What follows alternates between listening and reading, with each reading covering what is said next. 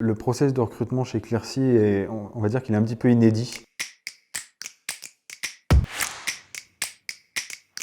Au lieu de s'attacher aux compétences en fait, de la personne qui va nous rejoindre, on va essayer de s'attacher beaucoup plus à sa capacité d'évoluer justement et sa capacité à acquérir de nouvelles compétences. Je savais bidouiller un peu de code avant, du Java principalement, un peu de web, mais ça me sert plus pour comprendre ce que font les personnes des outils ici. Et ce que j'ai appris, c'est le langage B, savoir faire de la validation de données et un peu de Féro, comprendre ce dont a besoin le client. C'est mon premier boulot, ça fait 2 ans et demi que je suis là. Ils m'ont quand même engagé sans le bagage technique qui va avec. On m'a engagé pour faire de l'informatique alors que mes connaissances en informatique étaient quasi nulles. Réellement sur ma bonne foi et ça s'est bien passé, voire très bien passé. Il n'y a pas de profil type justement à Clearcy. Notre but aujourd'hui, c'est d'aller chercher des gens qui ont la capacité à apprendre en fait, qui ont appris à être ingénieurs et qu'on va justement pouvoir former aux spécificités du métier chez Clearcy. On prend principalement des ingénieurs et c'est pour une bonne raison. C'est parce que les ingénieurs, ils ont été formés à raisonner, à réfléchir et qu'ils ont une capacité à être formés assez rapidement sur diverses choses. Alors la physique, vous pouvez oublier, ça c'est vrai. La chimie, ça ne sert pas à grand chose ici. Ce qui est important de réutiliser, c'est la façon de réfléchir. On n'apprend pas trop à l'école, mais on va l'apprendre ici de manière très sympa, interagir avec les autres et interagir avec un client.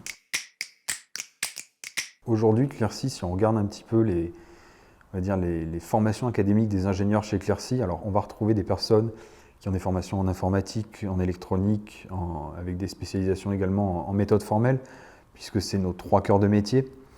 À côté de ça, Clearcy, c'est des gens justement à qui on a appris à être ingénieur Clearcy.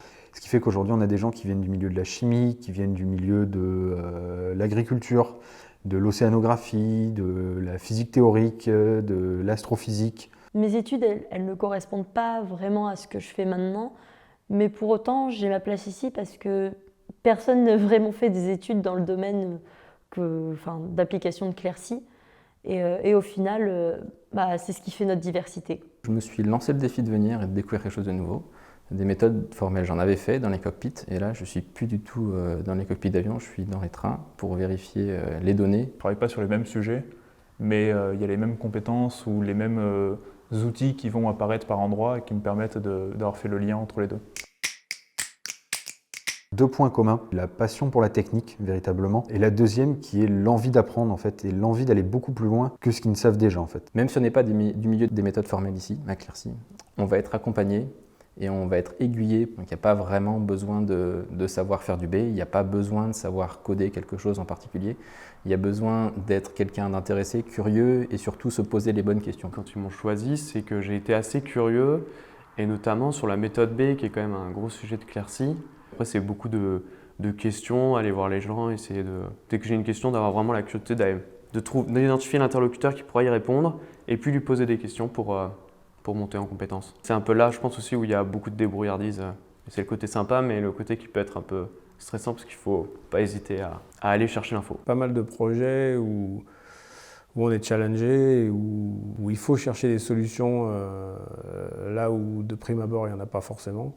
Et sans oublier l'esprit d'équipe quand même, que en fait, chez Clearcy, la grosse qualité des équipes de Clearcy, c'est que les gens sont très compétents et les gens savent travailler en équipe et savent communiquer en équipe.